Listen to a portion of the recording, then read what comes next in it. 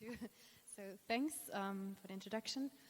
And I'll present joint work with Frederik Dennig, Blumenschein, Miriam and Daniel Keim today on, well, as you already said, visualizing linguistic change as dimension interactions. And the motivation for this visualization is actually the methodological challenges that historical linguists face. So for one, there's an ever-increasing availability of digitized data and annotated corpora for historical linguistic research. For example, on this slide, you see an annotation sample from the Iceberg corpus, which is a pen tree bank. And along with these resources comes an increased use of quantitative methods to analyze and evaluate the data. That's why we're all here today. And one can use programming languages or off-the-shelf tools to analyze this data. And the general process then, so the standard procedure for historical linguists would be to calculate co-occurrence frequencies and statistical significance for a multitude of different features across different time stages, whereby a multitude of high-dimensional data tables of varying size, which contain numbers computed for different linguistic features, are generated. And here in the slide is just a small example of such a table, and it's just one of the many examples of Rasdottir in her study of Icelandic word order changes. The general aim hereby is to identify the linguistic features and structures involved in a change, and also not only identify them, but one wants to understand how they interact across the temporal dimension. Okay. However, finding significant patterns and feature interactions in this kind of data is challenging, because on the one hand you have to do a pairwise comparison of the relevant bits of information across various tables, which have different sizes, and there's also temporal dimension. And also data sparsity is an inherent problem of historical linguistics, so statistical significances are often calculated on the basis of only very few occurrences of the actual observation. Moreover, interesting patterns may stay hidden when the temporal episodes chosen for the analysis are too fine or too coarse-grained. And moreover, the factors causing a change are often unknown or at least highly debated, so the researcher might have to conduct multiple investigations and recalculate the data in order to find out what's really going on. And so we actually see visual analytics for linguistics, so linguists, as an opportunity to tackle this problem. Because with visual analytics we can turn complex data sets and their relationships into at-a-glance visualizations, which provide an interactive exploratory access to the data. And we hereby follow Daniel Keim's visual analytics mantra: analyze first, show the important, zoom, filter, and analyze further, details on demand. To this end, we introduce HistoBankVis, which is a multi-layer visualization system, which is meant to be a generically applicable system for historical linguistic research. It allows for the flexible investigation of a potentially high number of interacting linguistic features stored in an SQL database. So first you have to process your data so that it can be stored in this SQL database. Then the system allows you to filter in the data and select the dimensions for analysis. For now you still have to define time periods, but this is done in a visual interface in just with a few clicks. But we plan to optimize this process. And then there's the visualization component, which allows you to generate new insights about the data.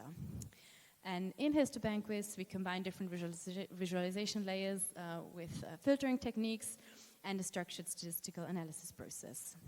And this is what allows for the exploratory access to a high-dimensional data set.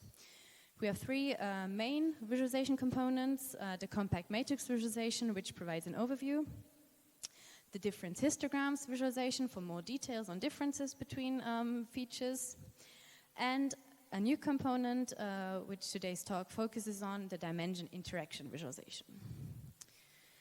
And we developed our system with respect to the concrete task of investigating syntactic change in Icelandic, based on the Icelandic past historical corpus.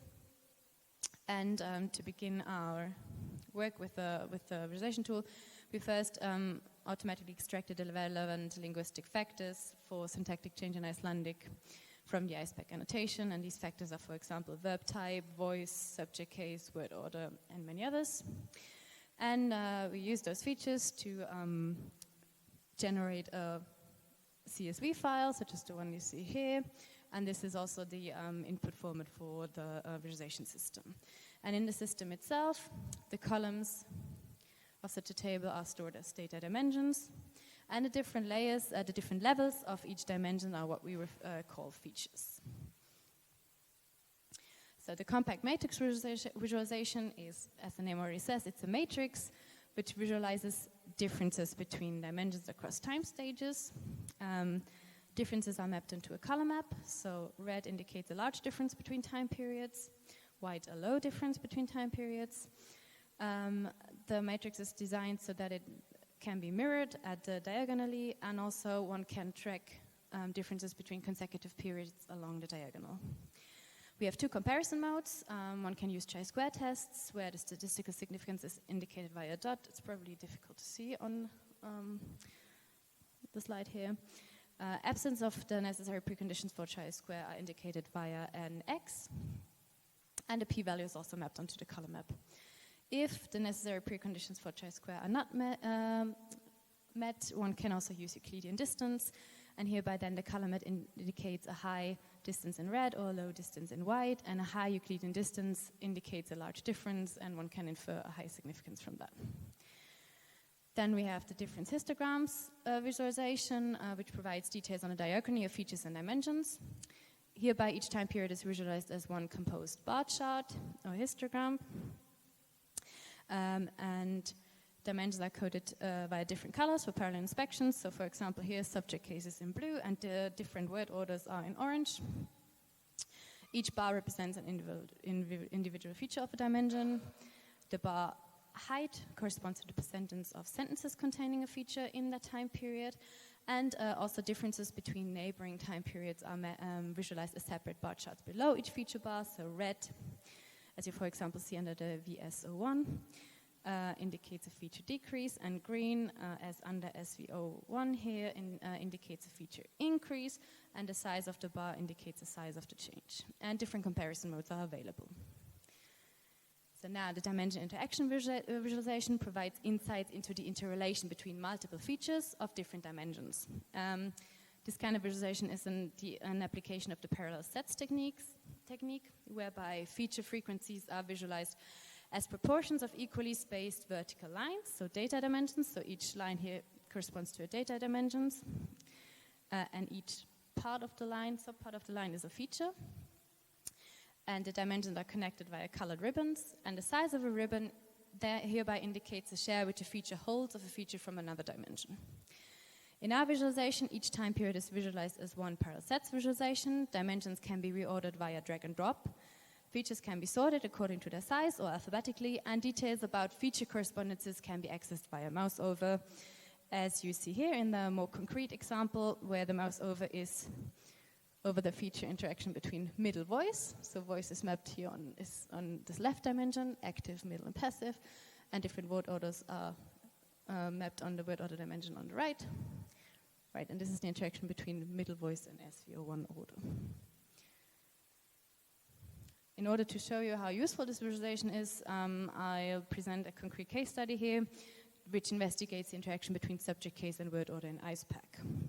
And previous study on syntactic change in Icelandic have looked at these changes separately and found out that, for example, the use of dative subject increases diachronically, and word order generally becomes more rigid. But what has not been studied so far is, are these changes interrelated? So is there a connection? This can easily be done with our tool by simply selecting the dimension subject case and word order and filtering for transitive sentences, so sentences with a subject, S, a verb, V, and a direct object. This has been done to get more nuanced pictures, and we use standard time periods for Icelandic. So what we see at a glance by looking at the compact matrix is that the distribution changes significantly in the last two periods. You just zoom into this. So the last two time periods are significantly different from all the other periods. And if we look at the dimension, the difference histograms, we see that SVO, for this one, overall is the most frequent word order, and SVO, moreover, increases over time, in particular in this last time period. So this is the last time period, and The youngest time period is depicted at the top. At the same time, the SO1 decreases. And if you look at subjects, we can see that subjects are most often nominative, to a largely lesser extent dative. But what we see is then that nominative subjects over time decrease, whereas there's an increase of dative subjects after 1900. Here's a zoom in, it's very small, but it's a very small feature, so there's an increase. Yeah. Sorry, so subject case and word order change at the same time. But how can we now investigate whether there's an interrelation? So we looked at the dimension interaction visualizations of subject case and word order. And what we see, for example, this is the dimension interaction for the first time period we looked at. In this period, nominative subjects have an equal share between SVO and VSO, so roughly equal. However, dative subjects are different because they are mostly VSO. If we now look at a later stage, so the last one that we had on the slide earlier, SVO is the dominant word order overall, so there has been a change. But still, the share of SVO with dative subjects is considerably smaller than the share which the nominative subjects hold of the SVO order here on the right.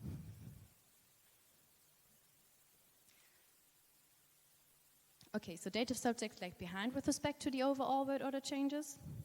And we now wondered whether voice could be an explanation for this, because voice influences the occurrence of dative subjects in Icelandic. So is there a correlation between voice, subject case, and word order?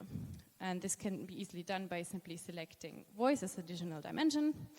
And what we see is, this is the dimension interaction again for the most recent time period. Nominative subjects are most often SVO in active constructions, but dative subjects differ because they are most often SVO1 with middle constructions. So we took a closer look at dative subjects and voice, simply by filtering for only dative subject sentences with a tool.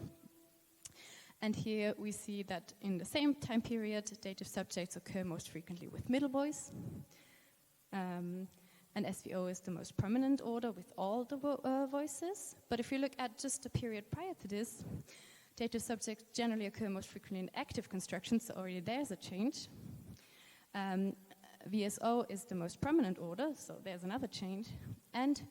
But middles already occur most often with SVO, so it's middles which drive the change.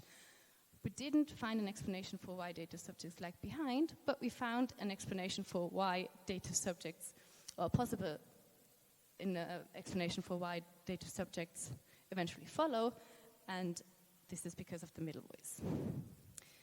So let me summarize and conclude. Dative subjects lag behind nominative subject with respect to their realization in the preverbal position. We found an increasing use of dative subjects in the preverbal position that correlates with an increase of dative subjects with middle voice. HistoBankVis has hereby been really helpful, so it's an efficient and powerful tool for historical linguistic investigations. And in particular, the dimension interaction visualization has proven to be valuable. It's an interactive visualization of complex interactions across different dimensions. It's the first use of parallel sets in a linguistic visualization that we're aware of, and it's an effective new means for historical linguistic research because we're able to identify a previously unknown link between dative subjects, word order, and voice just within a few minutes. And so HistoBankVis is implemented as a browser app. If you want to check it out, simply go to this URL. I'd be happy for some feedback, and that's it from my side. Thank you.